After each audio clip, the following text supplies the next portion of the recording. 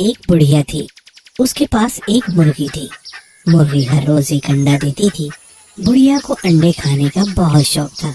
मुर्गी जो अंडा देती, बुढ़िया उसे उसी रोज चट कर जाती।